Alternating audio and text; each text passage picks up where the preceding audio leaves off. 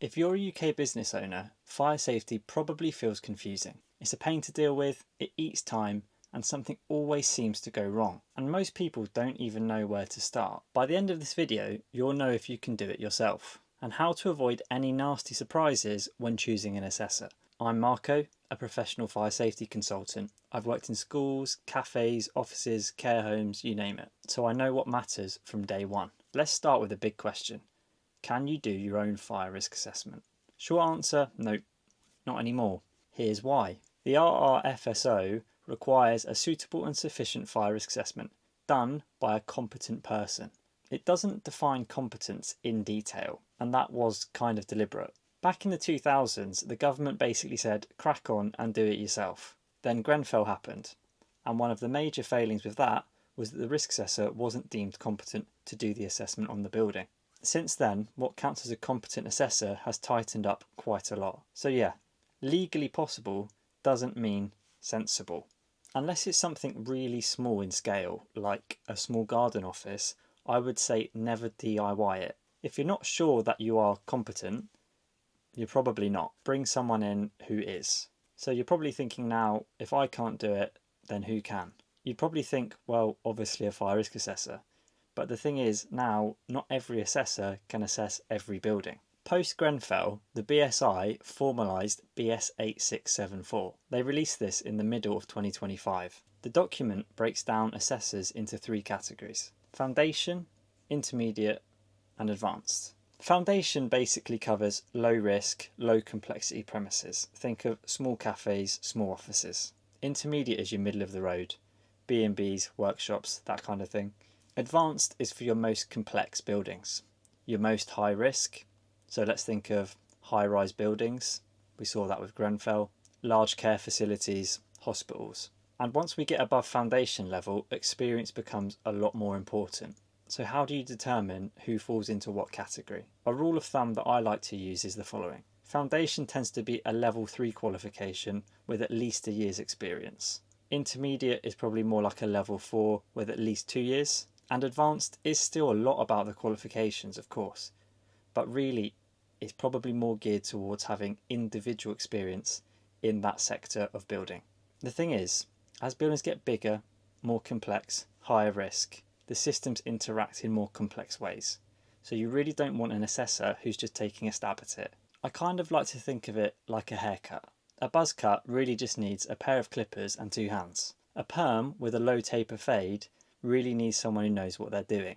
So how can you make sure you've got the right person? Ask these 3 things. What qualifications do you hold? Are you a member of the IFE or IFSM or other associated body? And have you assessed buildings like mine before? If they answer clearly without dancing around it, you're probably in good hands. Here's a part that nobody really talks about, but makes your life so much easier. Before you ask for quotes, get your facts together. Most inquiries are too vague, and that causes guesswork, wrong pricing, and often the wrong assessor for the job. It really only needs to be a short summary of your building, what it's used for, the size of it, number of people, and any high risk activities. It's also handy to know if it's listed, has flats above it, or any enforcement history. They're all really important details. That info decides who's qualified and how long the job's actually going to take. Not giving all the right information is like booking a restaurant for a table of 4, but then turning up with 150 people and 30 of them have peanut allergies. Give assessors the full picture as early as possible. You'll get much more accurate quotes and there won't be any more surprise visits that cost. Now let's talk about the actual day of assessment, a part that a lot of people overlook.